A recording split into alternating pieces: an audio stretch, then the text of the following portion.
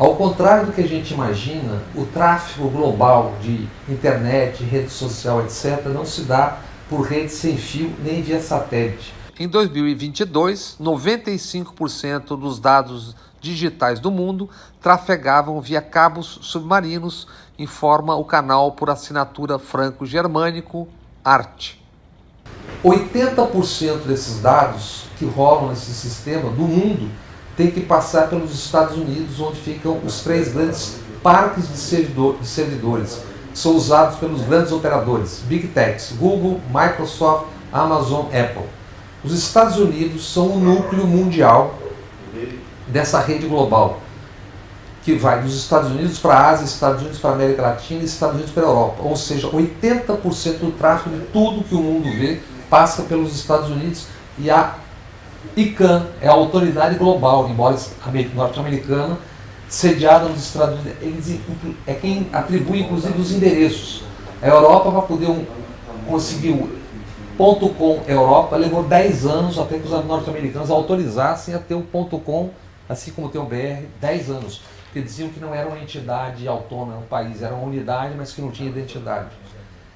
A velocidade de crescimento disso, de 92 para cá, foi de 200 vezes dessa coisa via por debaixo do mar.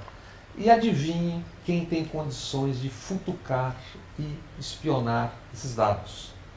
Perguntem para o Snowden, ou para o Assange, ou para a NSA, a nossa agência norte-americana. Então, o controle das informações do mundo, tudo isso que a gente está falando, inclusive fisicamente, tem um coração e um lugar central.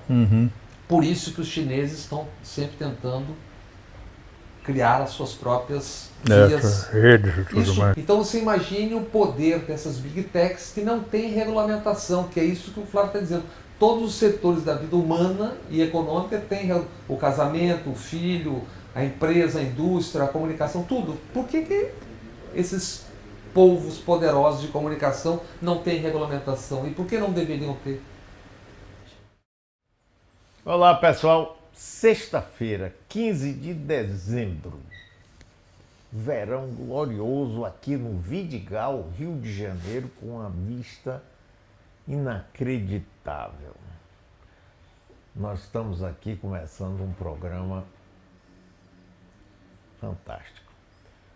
Não somente o programa 3 Pontos está no Rio de Janeiro, mas o programa 3 Pontos faz hoje uma homenagem mais do que especial a esta figura, Jânio de Freitas, que está aqui conosco junto com Bob Fernandes. Viemos para aqui com muita alegria fazer esse programa especial. Então, vamos trabalhar com alegria, emoção. Muito bom, muito bom. Jânio, meu querido amigo, eu disse a você que a gente vinha. Nós aqui estamos. E você, como está? Eu, olhando essa paisagem linda, muito satisfeito pelo sol, me lembrando que esse sol deve estar também em Salvador, e se não está ele, é que está errado, e não Salvador. E só. E perplexo com o mundo que eu ainda estou vendo. Triste, aliás, esse mundo, triste. Não é um mundo de humanos. É um mundo de feras não selvagens, feras urbanas, palacianas, e incapazes de entender, tentar entender o que é a convivência, quais são as possibilidades de convivência, possibilidades humanas de convivência, de amor, de solidariedade e de respeito pelo outro, pela vida, de respeito pela vida do outro e de tudo, de cada árvore, de cada animal, de cada ser que passa por ser humano e nem sempre é. Cá estou ainda. Bob Fernandes, grande, querido, amigo, jornalista. E aí, jornalista, como é que é? Estou aqui, Ilhas Cagarras ao fundo, pena que não dá para ver, porque se mostrar tem o contraluz aqui na casa do Sérgio, com os queridos aqui, Mário e Jânio. E um abraço para vocês, amigos e amigas. Sabe que o nome original não era Cagarras, Era qual? era o mais autêntico, com G mesmo. E eu tenho um mapa dessa região, feito pelo Debré, em que o nome original está lá. Sem o Ras. Sem o Ras. É, Talvez pássaros, rota de pássaros. alguma coisa. exatamente. É. Ali foi ninho de atobais e fragatas. Aqui havia, em toda a minha mocidade, já velhice e tal, havia muitos atobais, muitas gaivotas e fragatas.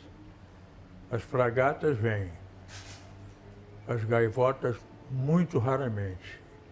E os atobais, eu não sei por que razão, os atobais são aqueles que em alguns lugares chamam de mergulhão. É aquele que Sim. dá um piquê.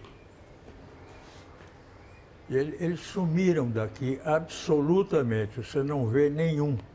Era uma quantidade, era inclusive uma diversão que a gente tinha na praia, conversando e tal, e vendo os mergulhos deles. Eles mergulhavam muito perto da praia. Era um espetáculo fantástico que havia em Ipanema, Leblon, aqui. Não há nenhum. Agora, Jânio, você está agora com 91 anos, completamente lúcido, Você não participando. precisava me denunciar com tanta ênfase. Mas é importante, porque é fantástico isso. Completamente lúcido, escrevendo. Hoje mesmo você escreve um artigo que a gente pode depois comentar no Poder 360. E você, ao longo da sua vida, você imaginava ter uma vida tão longa e pelo fato de você ter tido estar tendo essa vida tão longa, você passou por enormes oportunidades, modificações na vida, no mundo, modificações inclusive de costumes, de preconceitos, de coisas boas, de coisas más. Como é que isso reflete em sua cabeça, Jânio? Mário, uma percepção que eu tive, felizmente, não por uma percepção por inteligência e tal, uma coisa instintiva, foi não brigar com a vida, né? Os costumes foram mudando numa direção que não seria a escolhida por mim, na maioria dos casos, ou pelo menos em muitos casos. Mas eu não me opus, não me enraiveci por causa disso, não aceitei ser hostil a nenhuma dessas transformações, porque o processo é esse mesmo, né? O processo da existência é esse mesmo, é uma mutação permanente. Por mais que um dia possa parecer com a sua véspera, ele é essencialmente diferente em tudo, né? Nós mesmos somos diferentes, de ontem para hoje ficamos diferentes. E, sobretudo, eu não pensei nunca, e acho que também não desejei nunca, viver a velhice, chegar à velhice. Mas, quando percebi que ela chegava, uma decisão definitiva para mim foi não brigar com o envelhecimento. O que vier do envelhecimento e eu puder remediar, muito bem. O que não puder, eu aceito sem nenhuma indignação, sem nenhum aborrecimento, sem nenhuma tristeza. Não seria verdade, porque algumas coisas eu lamento um pouco. Não fazer mais, não poder fazer mais, e isso me dá às vezes um certo mal-estar. Não acho que o processo natural, o processo da natureza seja justo. Não é justo comigo, é justo com o ser humano. Justo com a vida mesmo, né?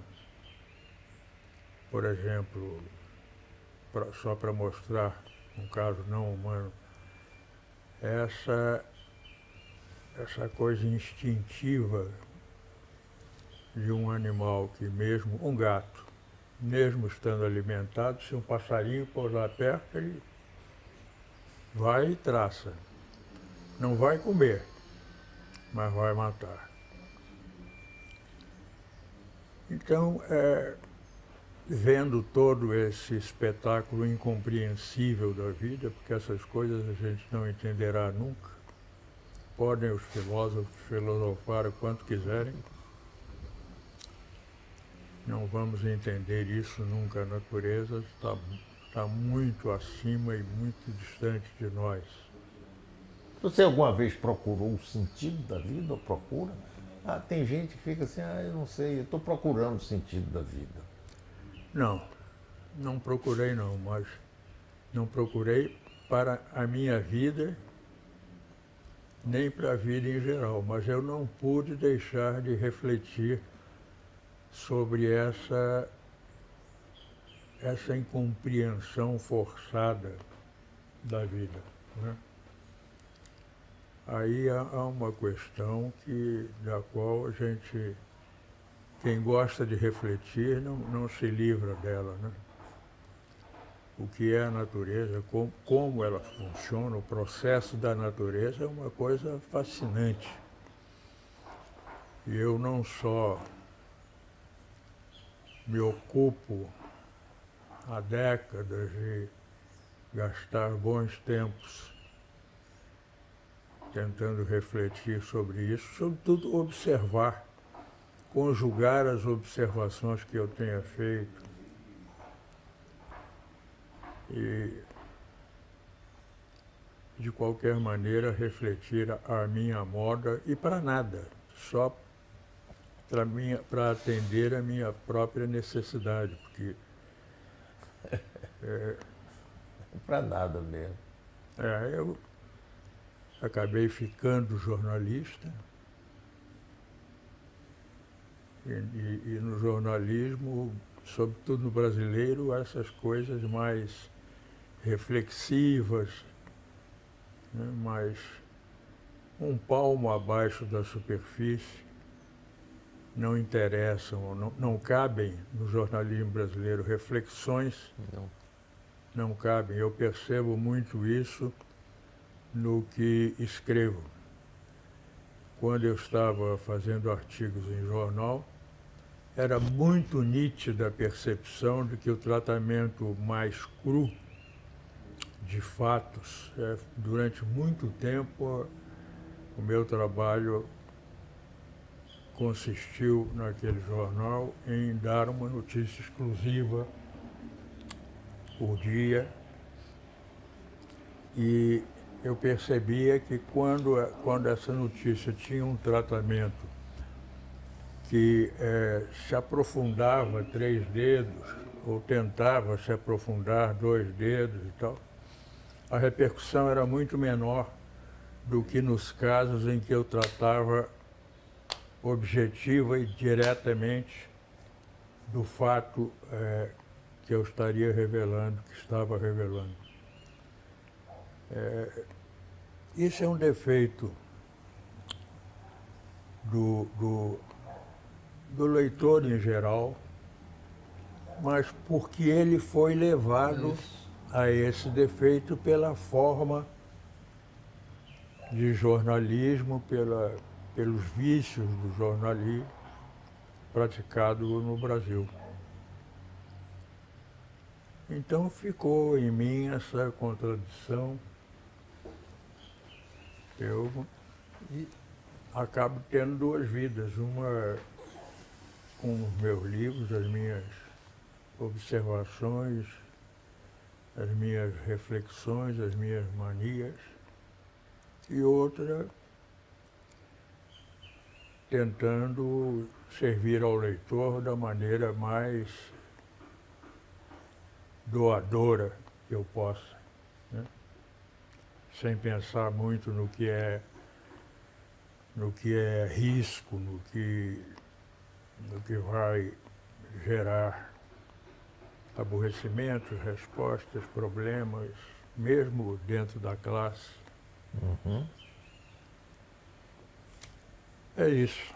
Isso Bob, só um minuto aqui. Nós estamos transmitindo pela Rádio Metrópole FM 101.3 de Salvador, pelo YouTube da Rádio Metrópole e também, é importante aí, pelo canal Bob Fernandes no YouTube, que tem uma enorme audiência. Sim, Bob, e você? É isso que o Jânio está falando, que agora se multiplicou de maneira exponencial, porque não há mais espaço para reflexão, porque a velocidade que as chamadas Big Techs impõem, quer dizer, a capa dos portais, eles se rendem à velocidade, porque precisa do clique, precisa da audiência. Então, isso é ruim não só para a deseducação de quem recebe a informação, mas também para quem faz.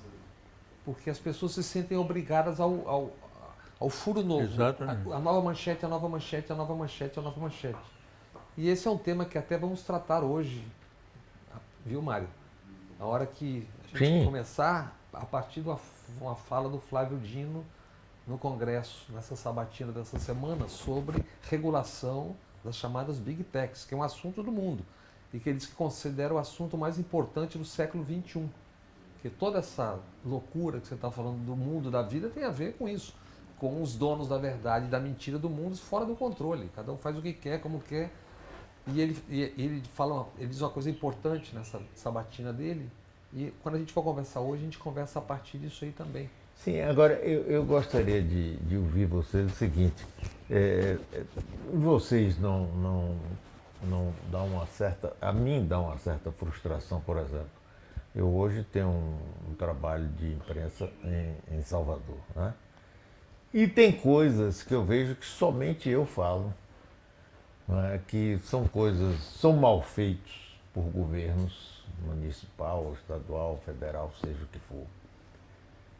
E que eu falo e não há repercussão nenhuma em nenhum outro órgão de imprensa, e mais, nem no meio político, até de oposição a esses respectivos governos. Aí eu fico pensando, eu estou aqui fazendo papel de besta, de malcriado, de zangadinho, que fica apontando coisas que ninguém quer ouvir, nem quer saber. Aí me dá vontade de parar e dizer, bom, olha, eu também, ou eu vou cair fora para o mundo que eu vou descer, bonzinho eu não vou ficar, porque não é da minha natureza. E aí, gente, como é que faz quando tem um negócio desse, você? Como é que aconteceu com você e acontece? Ô Mário, eu percebo muito bem o que você sente, mas eu entendo o seguinte, mesmo que a gente desatenda a um certo público, ou até irrite, levante hostilidades frequentes, aliás, de uma parte grande do público, um outro público está atento, descobre essas coisas que a gente está dizendo, nessas coisas que a gente está dizendo, descobre um caminho de pensamento, de reflexão, de crítica, de discordância, e aproveita isso muito bem e gosta disso, gosta desse aproveitamento que faz. E se desenvolve ao fazer esse exercício crítico de aprovação ou desaprovação, porque essa crítica é que desenvolve, que nos desenvolve, né? Se a gente aceita tudo sem crítica, nada muda, Pasmaceira. nem nós. Né? A crítica é que nos leva a dar passos adiante em direção oposta àquilo que nós criticamos negativamente e favoravelmente àquilo que nos pareceu correto, justo, um bom caminho. Tá? Quem recebe, quem faz a leitura tem a mesma reação, né? Tem a mesma absorção que nós temos antes de escrever. E tem consequências, Eles Mário. estão pedindo aí para aumentar o som. Algumas pessoas estão E reclamando. tem consequências. Por exemplo, a questão urbana no Brasil e em Salvador, em especial, a gente está tratando ao longo desse ano, isso tem repercussão na cidade. Tem gente se movimentando, o Buracão, Estela Maris. Sabe? E se não for ali, como você está falando, a gente está falando, não vai ter quase que lugar nenhum. Porque o que a gente aprende nesses anos todos fazendo jornalismo é que uma das mais poderosas armas da imprensa brasileira é a imposição do silêncio. Quando tem um assunto que não interessa, fazer de conta que não existiu. Mas o silêncio hoje é quase geral, rapaz. Mas as redes funcionam, as coisas, por exemplo, o programa, quando vai para a internet, etc, etc, você tem 60 mil, 70 mil, 80 mil, 100 mil pessoas. Isso cria massa crítica, que é o que o Jânio está falando. Agora, é óbvio que isso é uma contramão de uma coisa avassaladora, que é a imposição da audiência a qualquer custo e o tempo todo. Isso você nota na capa dos portais. Todo dia tem bizarrices. E as bizarrices que ficavam lá embaixo no pé estão subindo. Até na política, você tem que chamar... Por exemplo, tem uma pesquisa que foi feita, o Zé Roberto Toledo estava falando essa semana, um artigo dele. No primeiro semestre, os assuntos, basicamente, os 10 principais assuntos foram política. O último assunto que foi isso no Google, tem um medidor com 200 assuntos. Política, Lula, prisão do Anderson Torres, 8 de janeiro. No segundo semestre, o único assunto de política que teve entre os 10 mais foi a reforma tributária na primeira semana de julho. Depois, acabou. Porque as pessoas, aquele assunto bombardeou, e as pessoas mudaram a página. Aí começa a ver a bizarrice. Aí você tem aquelas bizarrices, todo dia tem bizarrice. Ou o que a gente estava notando aqui, que é o uso estúpido e pouco inteligente falar do Bolsonaro, falar dos Bolsonaros, e fica aquela coisa, falando do Bolsonaro, mesmo quando não é necessário ou não deveriam. Como uma foto, por exemplo, que eu não sei se o Danilo tem, na posse do Milei, tem uma foto que o Danilo tem lá de um time da extrema-direita reunido, que aquilo ali, acabou de ser acusado de matar a mulher. O outro espancou a mulher. O outro, no centro da foto, é o responsável por 700 mil mortes durante a pandemia. O que está ao lado é o governador do Rio de Janeiro, que teve 5 governadores presos, e ele parece que tinha um negócio da mochila, que eu não sei onde é que está a investigação. Você começa a olhar os personagens da foto ali, por baixo, dá uma boa temporada em alguns locais menos aprazíveis, assim, digamos assim. Entende? É isso. Todo mundo prisioneiro desse jogo da velocidade da informação. Então, acho que é extremamente útil, Mário. Eu não desanimo. Acho que, às vezes, você tem a impressão mesmo de uma solidão. Por exemplo, Salvador. Aqueles paliteiros que estão construindo na cidade, ou no Rio de Janeiro, em São Paulo, isso vai ter um custo para o Brasil brutal, porque liberou geral e assim, a gente está na contramão do mundo. O mundo está discutindo como descarbonizar, como ter mais vento, mais luz, e a gente está construindo paredões. E por quê? Porque o que está ocupando as eleições, as câmeras, etc, é quem tem o dinheiro sobrando. Que vai ajudar a eleger a Câmara, vai ajudar a eleger o prefeito. É isso. Então, a gente está insistindo nesse assunto, é muito importante. Mesmo que a cada 100, apenas 10 prestem atenção, é importante. Agora, eu queria começar, nós vamos para esse Flávio Dino, o seu artigo hoje no Poder 360. Você fala do governo Lula morno. Como é que é isso aí, gente? Olha, Você está interessado o que na palavra morno? O que ela quis dizer? Eu estou interessado na sua sensação, que a minha é de Bob também. Olha, a minha sensação pessoal, que não está bem refletida no artigo, é de perda enorme de oportunidades durante um ano de expectativa, de esperança, de alívio. E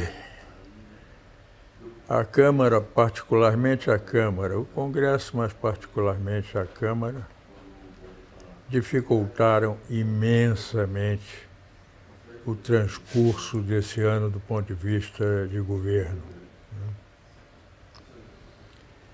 Além de outros problemas decorrentes daí ou não. Mas a imposição, a exigência de cargos, de dinheiro sob título de emenda, essas coisas destroem qualquer possibilidade de um governo produtivo, né, criativo, porque ficam sujeitas, por exemplo, à formação de um mau ministério ou à enrolação de um bom projeto na Câmara ou no Senado, que às vezes nem anda, ou então anda tão devagar que é como se não andasse. E quando chega lá, apesar da moleza toda, chega a votação, do ponto de vista vigente hoje na Câmara dominada pelo Centrão e pelo seu líder Arthur Lira, as chegadas não é um ponto de decisão, é um ponto de obtenção de concessões do governo federal para poder obter uma votação cuja vitória para o governo, entre os dias 9 e 11, o governo liberou 9 bilhões e 900 milhões de reais em aplicações dirigidas, escolhidas por deputados, visando ele, governo, a aprovação de 3 julgamentos na Câmara, 3 decisões na Câmara, e tomou uma tunda.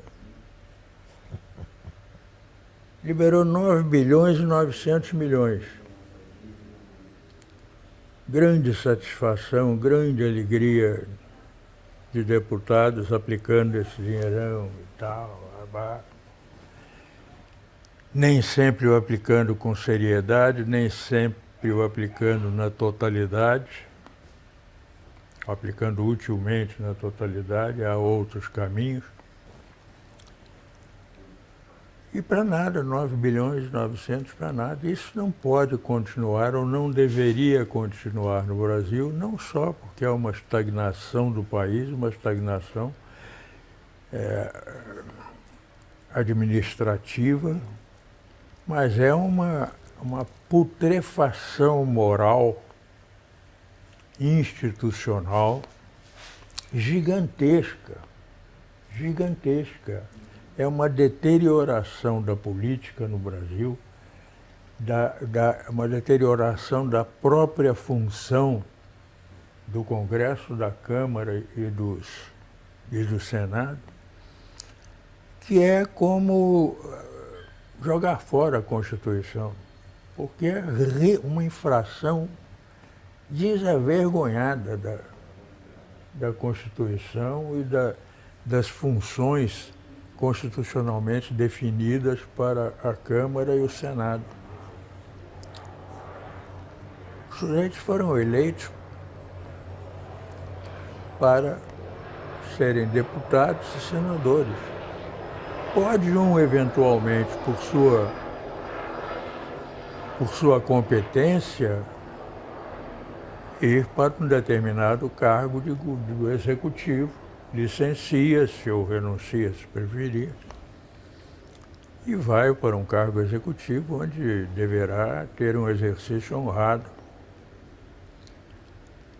Mas não. De repente, fofocas e Juscelino Filhos e não sei o que. Gente que você nem sabe o que é, nem eles sabem o que é que se passa em termos de responsabilidades e fazeres nos ministérios para onde estão sendo premiados. Isso tudo é uma deterioração do próprio país.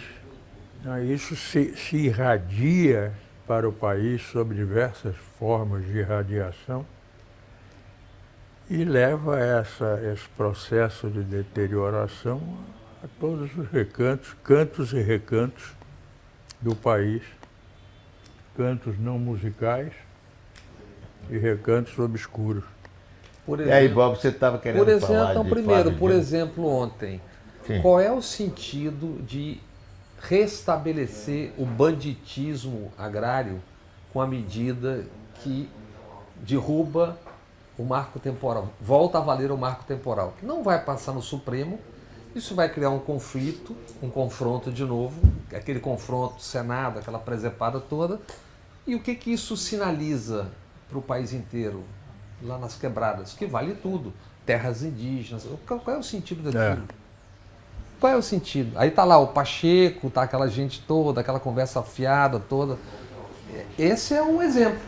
O que eu queria falar, que eu acho que é interessante a gente falar, nós estamos falando aqui de imprensa, de comunicação o tempo todo. O Danilo tem aí no ponto, vocês nos avisam na hora, uma fala do ministro, agora ministro, daqui a pouco ministro do Supremo Tribunal, Flávio Dino. Na hora que estiver no ponto a gente ouve e depois a gente conversa aqui uma coisa. Sobre a questão do controle de mídias, o senhor usou uma expressão que eu creio que é a chave daquilo que tantos e tantas aqui falaram. O senhor usou a seguinte expressão: todos têm que medir as palavras? Sim, claro. Sim. Esse é o ponto. Essa é a diferença fundamental. Enquanto todos não medirem as palavras, é claro que haverá perpetração de crimes em série. Isso vale para as redes sociais, o senador Petecão acabou de descrever. Se nós abrirmos, nesse momento, as redes sociais, de qualquer um aqui por amostragem, ou mesmo as minhas, nós vamos encontrar as coisas mais abjetas, impronunciáveis, criminosas, sendo escritas. Então, o problema não é que medir a palavra esteja errado, como o senhor disse. É o contrário. Medir as palavras é o certo. Eu tenho absoluta certeza que o senhor faz isso em casa e todos nós devemos fazer na vida pública. Claro que não basta. Lembremos, senador, que mesmo a relação de maior intimidade e privacidade que existe, que é a relação amorosa, é regulada juridicamente. O casamento é governado por regras. A relação amorosa que se estabelece, ela é regulada pela Constituição, pelo Código Civil. A relação de pai e filho é regulada por leis. O senhor não pode fazer o que quiser em relação aos seus filhos. Ora, se todos os âmbitos da vida humana têm regulação, onde está escrito que só a internet não pode ter? De onde emergiu essa mitificação, a não ser dos interesses, eventualmente, empresariais que não interessam ao debate jurídico? Nós temos uma lei que regula a internet, parece que é algo atípico que eu estou falando. Não, esse Congresso, este aqui, aprovou o Marco Civil da internet. Se alguém estabelece um comércio num shopping, tem regulação. Se alguém abre uma farmácia, tem regulação. Uma indústria também tem. Então, é realmente um debate de vanguarda. E veja, considero que é o debate jurídico mais importante do século XXI. Porque nós estamos no limiar do perecimento das condições de se realizar eleições com o abuso da inteligência artificial. Todas as senhoras e os senhores sabem disso. E não vai haver regras? Imaginemos a inteligência artificial servindo, como hoje há nas plataformas, a incitação de crimes. Eu vi, senador. Eu vi. incitação de suicídio de jovens. Eu vi jovens chantageando outros jovens. Eu vi meninos chantageando meninas para praticarem atos de vilipêndio sexual. Os seus filhos estão expostos a isso e as crianças e jovens do Brasil estão expostos a suicídios sendo transmitidos ao vivo. Isto é ditatorial? Isso que o ministro Flávio Dino falou dá uma dimensão do que é esse mundo da comunicação de hoje que a gente está falando aqui. Ao contrário do que a gente imagina, o tráfego global de internet, rede social, etc., não se dá por rede sem fio nem via satélite. Só 0,37% de tudo que o mundo vê, ouve, etc., via internet, é via rede social, satélite. 99% de tudo que o planeta consome é transmitido via cabos digitais no fundo do oceano. Isso até por volta de 2017. Em 2022, 95% dos dados digitais do mundo trafegavam via cabos submarinos, informa o canal por assinatura franco-germânico ART. Calcula-se que hoje são 450 cabos submarinos que têm 1,5 milhão de quilômetros de extensão. Esse mercado é dominado por 3 grandes empresas: Alcatel Submarine, francesa, até Sucom Connective e a NEC japonesa, um mercado de 2 bilhões de dólares ou 10 bilhões de reais. O tráfego global, esse tráfego global é por fibra óptica. A gente há pouco estava falando de Fortaleza, que tinha um problema, que estavam construindo algo perto do nó do Brasil, que sai por Fortaleza. 80% desses dados que rolam nesse sistema do mundo tem que passar pelos Estados Unidos, onde ficam os servidores, que são usados pelos grandes operadores, Big Techs, Google, Microsoft, Amazon, Apple. Os Estados Unidos são o núcleo mundial dessa rede global, que vai dos Estados Unidos para a Ásia, Estados Unidos para a América Latina e Estados Unidos para a Europa. Ou seja, 80% do tráfego de tudo que o mundo vê passa pelos Estados Unidos, e a ICANN é a autoridade global, embora norte-americana, sediada nos Estados Unidos, é quem atribui inclusive os endereços. A Europa, para poder conseguir o .com Europa, levou 10 anos até que os norte-americanos autorizassem a ter o .com, assim como tem o BR, 10 anos. Porque diziam que não era uma entidade autônoma, um país, era uma unidade, mas que não tinha identidade. A velocidade de crescimento disso, de 92 para cá, foi de 200 vezes dessa coisa via por debaixo do mar.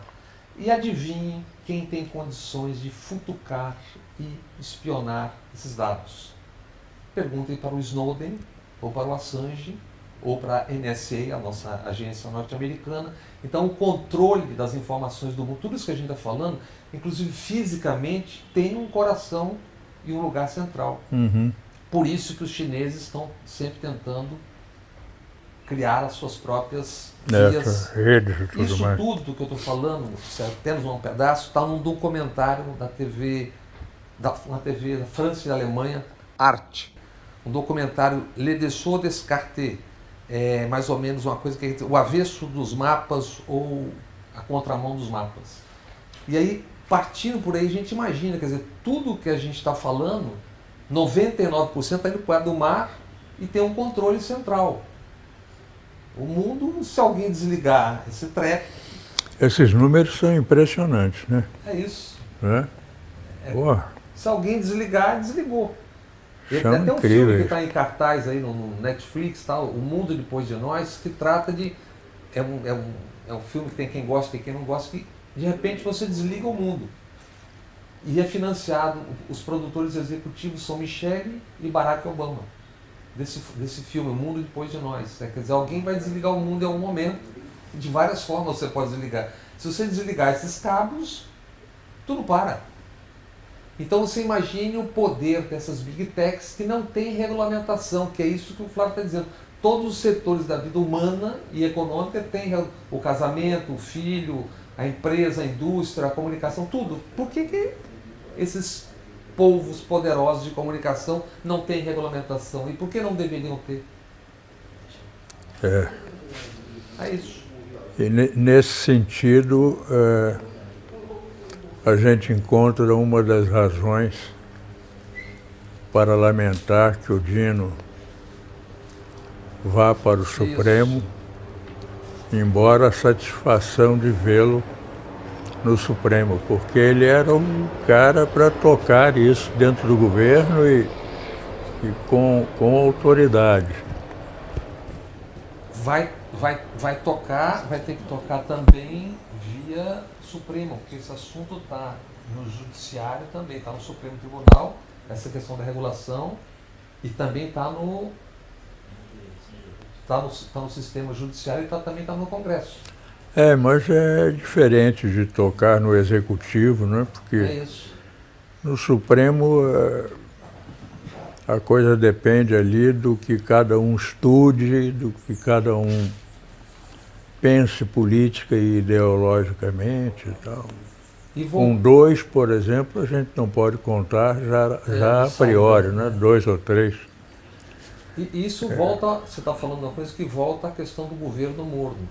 O que eu percebo é um governo silencioso, quer dizer, ou o Lula fala ou está todo mundo esperando.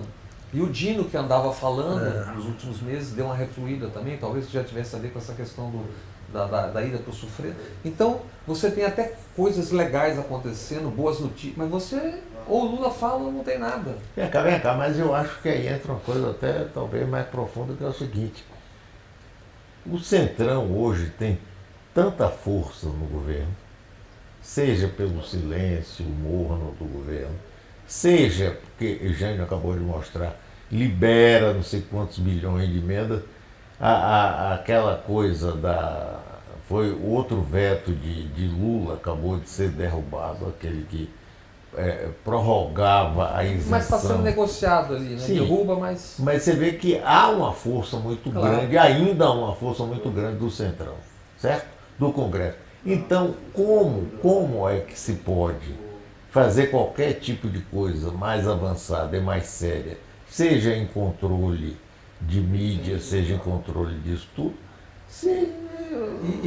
tem problemas gravíssimos, e esse silêncio e essa coisa morna. Por exemplo, tem um pepino monumental que atinge classes médias, inclusive classes médias altas, que são os planos de saúde.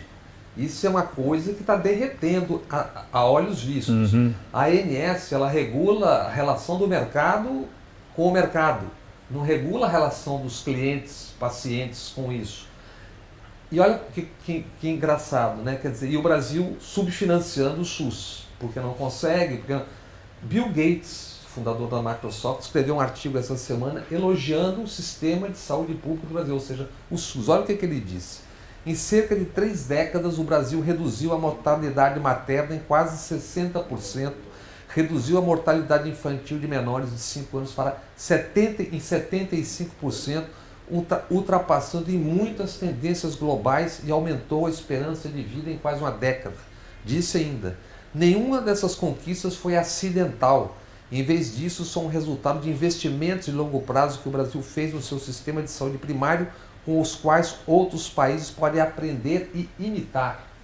Ou seja, tem um sistema de saúde que é referência no mundo, subfinanciado, porque, lembra, tiraram acho que 48 bilhões na época do primeiro governo. Só que os planos de saúde de classe média e classe média alta estão indo para o vinagre, tá claro, enxugando. E o que a gente está ouvindo alguém falar? Nada. Silêncio. A direita não fala porque está na boca do caixa lá, negociando, dinheiro, plano de saúde, e os outros que estão no governo. Mas só que o problema está aí, ele vai explodir. As pessoas estão sentindo já em todos os lugares. Eu queria botar aqui mais um pouquinho de pimenta. Teremos eleições municipais no próximo ano. Essas eleições municipais vão de novo mostrar como o Brasil está dividido ou não. O que as forças progressistas avançaram ou não. E aí? Bom, aí está uma das grandes consequências desse ano morno do governo federal. E quente na boca do caixa para a direita. Isso. Então, a Caixa, a direita fortaleceu-se na Caixa e na população durante esse ano, como uma resposta óbvia ao fato de que o lado governamental tem cedido o campo. Não é nem que a direita tenha descoberto o caminho do ouro. É que o governo, as forças de governo, as forças situacionistas, estão deixando o caminho vazio. E era exatamente a hora oposta, era a hora do governo ter entrado, fazendo a efervescência a que eu me referi no artigo, já com vistas não só à eleição do ano que vem, mas com vistas à própria eleição de reeleição ou não. De Lula. Porque 3 anos passam com uma rapidez enorme. E que na verdade não são 3, porque tem desincompatibilização em abril. É em abril. Já são 2 anos e meio, na verdade. E a recuperação de terreno político perdido é difícil sempre. Sempre. O acaso pode produzir alguma coisa que apresse um processo de recuperação. Mas o normal é que essa recuperação se dê sofridamente, com muito trabalho e incerteza. Né? E do lado de lá tem gente atropelando já. Por exemplo, a PGR ontem, provisória ainda, porque o outro não tomou posse ainda, considerou ilegal, inconstitucional de alguma forma, a medida do Tarcísio aprovada pela Assembleia de São Paulo de privatização da Sabesp.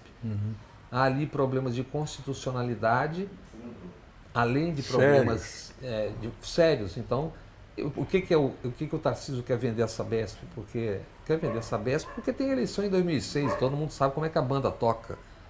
Então é isso. Agora é interessante o seguinte, no sábado passado teve um congresso lá do PT e o presidente Lula se dirigiu a São Paulo, mas sobretudo se dirigiu a Salvador. Ele vira e diz assim, estava Jacques Wagner, Jerônimo, o governador Rodrigues. Eu não sei como o PT governa a Bahia há quase 20 anos e até hoje não conseguiu eleger um prefeito de Salvador. Agora tem coisa que a gente não consegue explicar. Como é que a gente já governa há 20 anos a Bahia e a gente não conseguiu ganhar Salvador? E como é que a gente explica nunca ter ganho o governo de São Paulo? Perdemos 4 eleições para o Alckmin, mas já governamos a capital 3 vezes. Eu acho que, por exemplo, falta menos de um ano para a eleição. Não tem, ao que eu saiba, não tem candidato. Não tem. Até hoje, 15 de dezembro, e se você não tem candidato para a cidade, você não tem, obviamente, ainda um projeto. Uma cidade que você está tendo um ataque de especulação imobiliária brutal, uma cidade profundamente desigual, a maior taxa de desemprego medido nas capitais historicamente. É óbvio que tem um discurso político pronto para a oposição, dizendo, olha, não vamos esquentar a cidade, isso aqui não é o vale tudo. Ou então chega e fala, meu amigo, você que está no seu barraco, invada um terreno, faça como eles estão fazendo, com cobertura legal, vocês não, porque pode tudo. Você pode fazer sombra na praia. As autorizações para os 3 prédios do Buracão que fazem já saíram em outubro, acho que 27 de outubro. Está no Ministério Público Federal e está no Ministério Público da Bahia. Aliás, eu pergunto, o que acontece com o Ministério Público? Você não ouve, não funciona, o que está acontecendo? Não, e ninguém faz nenhum tipo de oposição. Cara, a única pessoa que fala disso sou eu e ninguém ouve. Mas é evidente que você está tendo um ataque especulativo. E a cidade está ficando cada dia mais quente, claro. O concreto está dominando tudo. E não é só Salvador. É uma proposta da atual administração. E não tem outra para se contrapor a ele. Entendeu? Então, que adianta ter candidato? São Paulo está vivendo esse ataque, você tem um excesso de capital financeiro que está precisando se mobilizar. Claro. E qual é o debate sobre a cidade que está tendo? Onde é que está tendo o debate sobre a cidade? Qual é o projeto? Quem é o candidato? O que eles vão falar? Não tem aí um claríssimo motivo para você discutir a cidade, se é a cidade que está sendo atacada de cabo a rabo? Olha, Então a pergunta está sendo respondida. Eu não posso ter informação mais ampla e segura sobre o que se passa nas camadas influentes de São Paulo a respeito da própria cidade, mas a minha impressão é de que o plano diretor, o novo plano diretor de São Paulo, transita lá pelo governo e pela sociedade paulista com uma liberdade total, sem discussão, sem interesse nenhum em relação à própria cidade. O único interesse é monetário. É isso, É o interesse que, aliás, orienta esse plano. Mas esse plano diretor, quando implantado, vai tornar São Paulo uma cidade inviável. Já está tornando, Jânio. Inviável. Já tem os paliteiros todos. Mas o pior é que é São Paulo, mas é Rio Grande do Sul, onde se fala em melniquização da cidade, por causa do nome da construtora, incorporadora. O Recife já teve e está tendo. É no país todo, que é uma sobra de capital que está entrando. E não tem controle. O plano de São Paulo, Jânio, tinha uma ideia inicial, até interessante, mas eu, para ser bondoso, creio que ingênua, de que era até 400 metros próximo aos metrôs, você teria um pouco mais de adensamento, como eles chamam, de altura, porque as pessoas iriam a pé. Mas era evidente que esses 400 metros seriam modificados na hora do vamos ver. Foram modificados, então você vai ter carro. Tem uma rua, Frei Caneca, onde tem um shopping, que é uma rua que cabe 2 carros. Tem dezenas de torres. Como é que aquilo ali vai funcionar? Pinheiros, tome-lhe casa abaixo e tome-lhe prédio. Tinha uma lógica inicial que poderia funcionar, mas é claro que isso não se segura. É como a Bahia, o PDDU, o plano vão mudando. A cada eleição muda o nome do plano e você vai acrescentando. Pode mais, pode mais. Tem o seguinte, o poder econômico é tão forte. Outro dia eu fiz uma análise disso. Por exemplo, eu fui prefeito de Salvador. A limpeza pública era feita pela própria prefeitura. Eu me lembro disso. Né? Acontece o seguinte, depois surgiram, por exemplo, o sistema de transporte urbano, que hoje está falido em Salvador, era um grande financiador de prefeitos e vereadores. A parte de construção civil, a parte de incorporação e depois a coleta de lixo, passaram a financiar a eleição do prefeito e dos vereadores. Então, no próximo ano, tem eleição para o prefeito e para os vereadores. Consequência, a Câmara aprova tudo por unanimidade, porque representa o que eu não chamo nem mais de elite, a burguesia determina. E para a periferia, mas tem um negócio bom, porque é o seguinte, mas quem é que elege? É o povão. Precisa buscar o voto do povão. Como é que se busca esse voto do povão? Discutindo a cidade. Dando um bombonzinho aqui e tinha, entendeu? E aí, rapaz, e uma imprensa silente.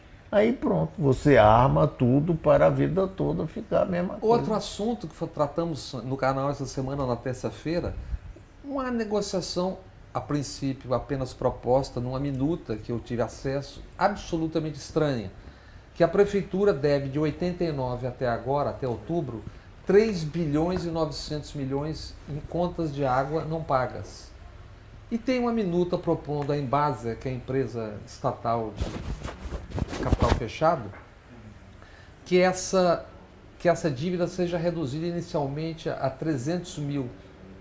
Porque você tem uma coisa da dívida que já não é mais, passou 5 anos, então você abate ali e tal, ficaria em 301 mil. E além do mais, haveria um repasse à prefeitura por parte da Embasa de 500 milhões. Isso agora, 90 dias a primeira parcela e a 6 meses da eleição, uma segunda parcela. Qual é Qual é a lógica disso? A prefeitura deve 3 bilhões e 900, a Embasa reduz a 300 milhões e ainda leva 500. Qual é a explicação?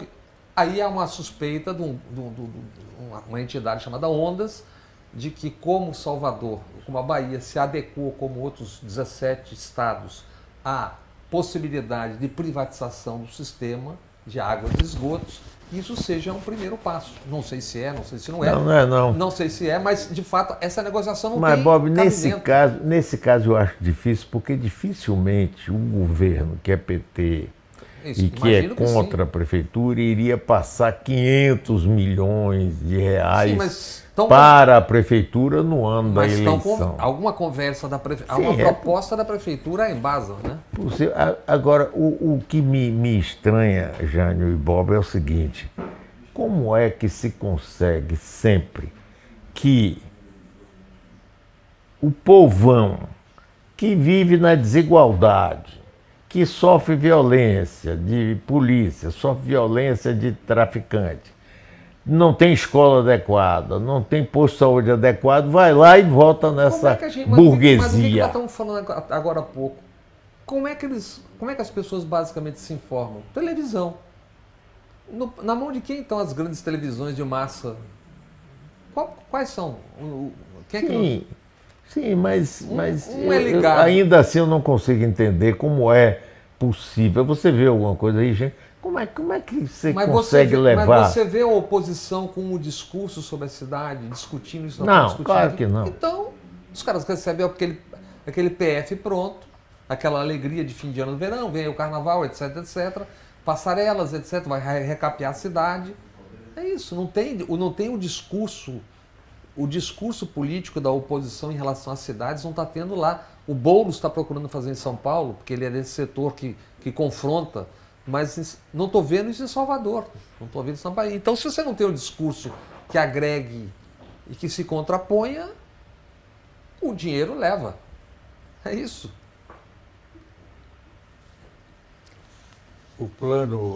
A revisão do plano diretor, só para entrar com a presença do Rio aí, a revisão do plano diretor do Rio, que está aí rolando, chega a ser anedótico, chega a ser humorístico, cômica. A Barra da Tijuca é um lugar onde você ainda anda de automóvel e tal, aquelas poucas ruas e tal. Então, o plano diretor prevê a facilitação de prédios não definidos na sua dimensão e tudo mais, sem garagem. O que dá a possibilidade de você usar razoavelmente as ruas na Barra é exatamente o fato de que casas e prédios têm garagens capazes de recolher uma boa parcela de automóveis que ficariam na rua. Agora, vamos ter, ou os barreiros lá terão,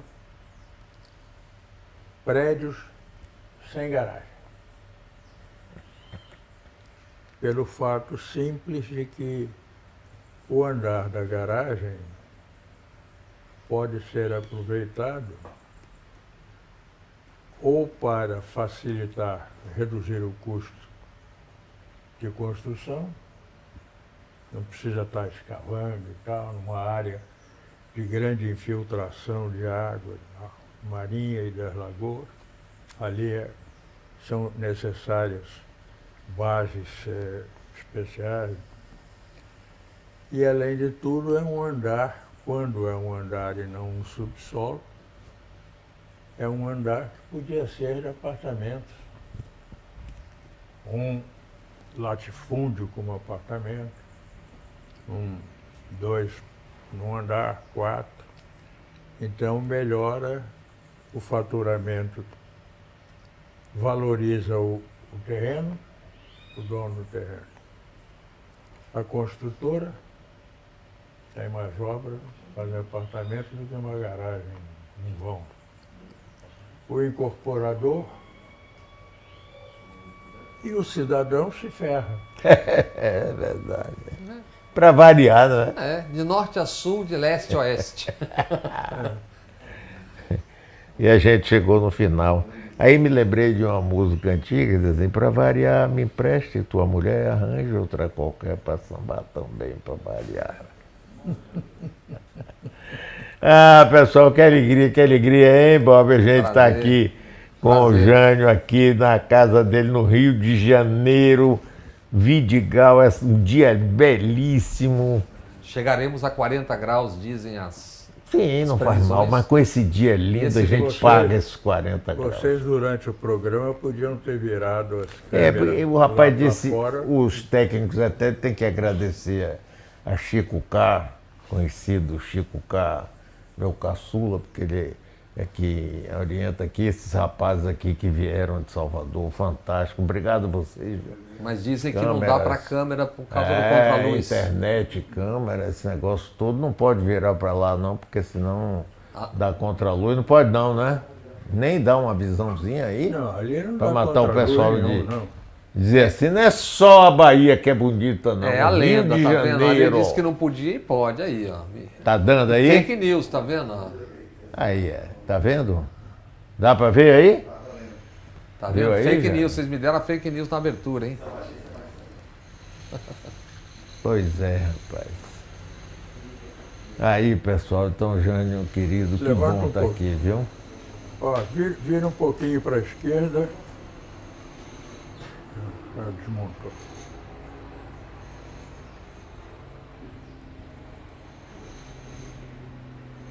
Esse aqui é grande fotógrafo também, sabia? Dirige, um dia ele me deu uma carona aqui, não tem muitos anos. New não. Beetle. New Beetle Black. Não, ele tem há alguns anos, nem muitos não. Eu vim para aqui, não tinha como voltar, ele chegou e disse, eu vou lhe levar. Ele tinha um Fusca, É Fuscão. Não, é um Beetle. Um Beetle, É um pois é um Fuscão, um Beetle. Não é um Fuscão, é um Beetle, Beetle. desculpe, um Beetle. O cara tá Tá. esculhambando o seu carro. Não escolhemos. Aí ele vai me levar. desmoralizar? Rapaz, não, ele dirige, eu nunca vi uma pessoa dirigir tão bem quanto ele.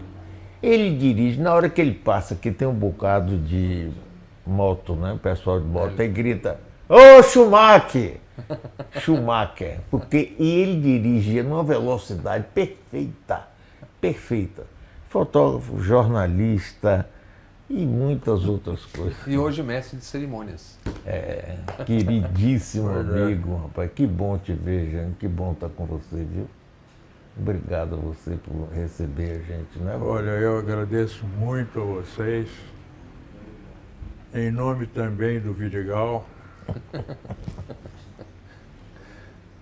que é tão maltratado costumeiramente, É verdade. embora eu não seja exatamente um integrante da comunidade, mas sou vizinho muito próximo dela e com muita satisfação. Eu sei disso. Na rua em que eu moro, que é essa, dessa mesma casa, que é a casa do meu filho, pode-se andar a qualquer hora da noite. Quem seja dado as joias, com todas as suas joias, quem não seja, com os seus carrões, com o que quiser, sair não vai, porque a rua não tem saída. Ela pretendeu ser um condomínio que brigas de vizinhos aí inviabilizaram há muitos anos. Mas aqui no Vidigal, você, nesses dois morros, mesmo no lado da comunidade, é possível andar a qualquer hora do dia ou da noite, como você quiser, com quem você quiser, sem risco nenhum. Então, me sinto muito bem aqui e daqui só sairei quando for a última vez, a última saída. Que ainda está longe. E aí, Bob, obrigado também a sua presença aqui, né? Prazer, grande Que bom a prazer. gente, nós três estarmos juntos, né? É isso. Um abraço para as amigas e para os amigos. E hoje tem reprise às 7, às 19 horas, tem reprise do programa na Rádio Metrópole 101.3. E vocês sabem que o canal Bob Fernandes também. Às 19 horas. 19 horas também. Um abraço para vocês. Obrigado dessa beleza Vidigal e desses amigos queridos. Tchau.